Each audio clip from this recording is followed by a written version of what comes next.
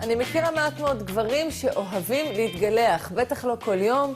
סכין זאת השקעה גדולה מדי, מכונה לא מגלחת מספיק טוב. בקיצור, בואו נגדל זקן, זאת אולי האופנה החדשה, מה שעומד מאחוריה. שלום לניצן פרימור, בעלים חברת נווה פארמה. שלום, שלום.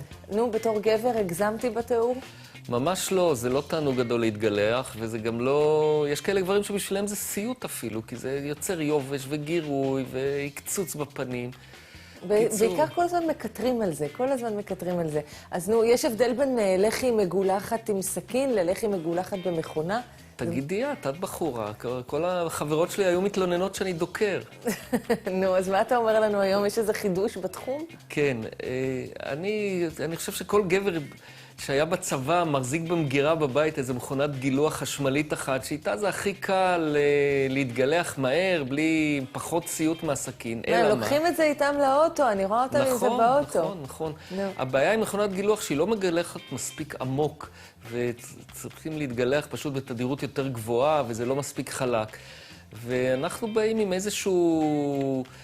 משהו שבין הסכין, בין המכונה לבין הפנים, והוא בלם כזה שמורחים לפני הגילוח, וזה פשוט משפר את הגילוח בצורה כזאת שהוא הרבה יותר טוב מסכין. רגע, אבל זה כמו קצף גילוח, אז מה החידוש? מצוין, זה מקביל לקצף גילוח עם סכין. אנחנו מדברים על מכונת גילוח חשמלית, וזה באמת מקבילה לקצף, שעושה את הגילוח במכונת גילוח חשמלית הרבה יותר טוב מגילוח בסכין ידני. זה לא יכול להרוס מכונה חשמלית? זה מתאים לכל מכונה? היום המכונות הן נשטפות והן טובות, והמכונה רצה נהדר, היא עובדת הרבה יותר בקלות והרבה יותר עמוק והרבה יותר טוב. החומר הוא מורכב מדברים טבעיים, והם עושים טוב לאור, הוא גם קרם לחות, הוא גם אפטר שב, הוא עושה הכל ביחד. רגע, מה עם גברים שמגלחים את הראש? פנטסטי.